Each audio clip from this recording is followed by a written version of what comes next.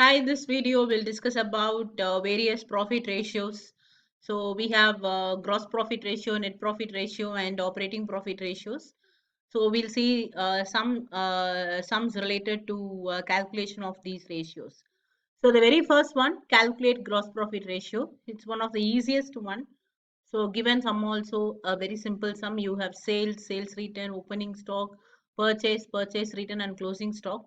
Either way, you can do it. One, you can just do a trading account and then find out what is the gross profit, or you have a sums like you find out what is a gross profit. So gross profit is sales minus cost of goods sold. So for the sales, you need to find out net sales. So see, getting to know about the other all the methods of how you arrive at gross profit is in a way it's good, because if you just ask me, I would say we'll go for a trading account, and finding out GP through a trading account is very easy.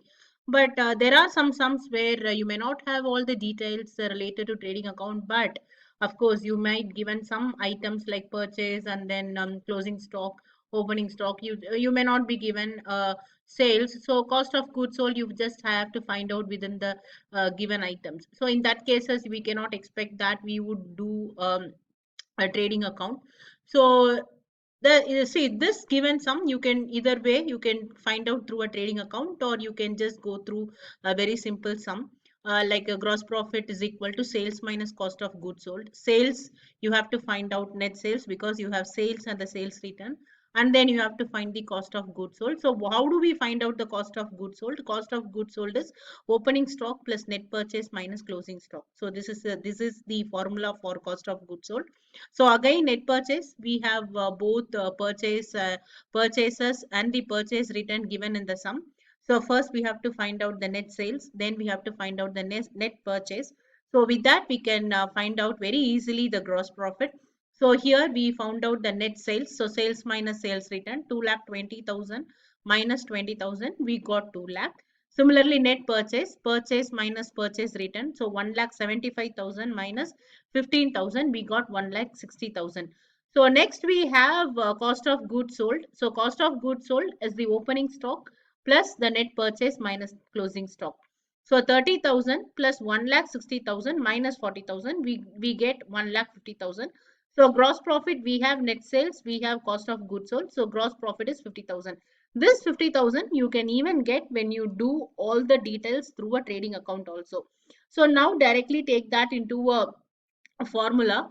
So gross profit ratio is equal to your gross profit divided by the sales. That is, again, you have to take the net sales into 100. So 50,000 divided by 2 lakh into 100, we get 25 percentage. So gross profit ratio is 25%. Okay, then next we are going to calculate the operating profit ratio and the net profit ratio. So here you can find out the sums, the details of the sum. So you are given a sales and a gross profit.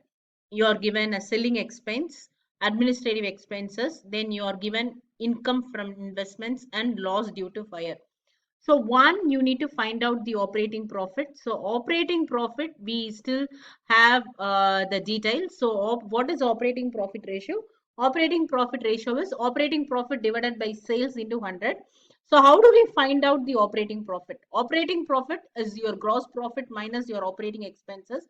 So in this sum, if you see, the operating expenses are your selling expenses and the administrative expenses.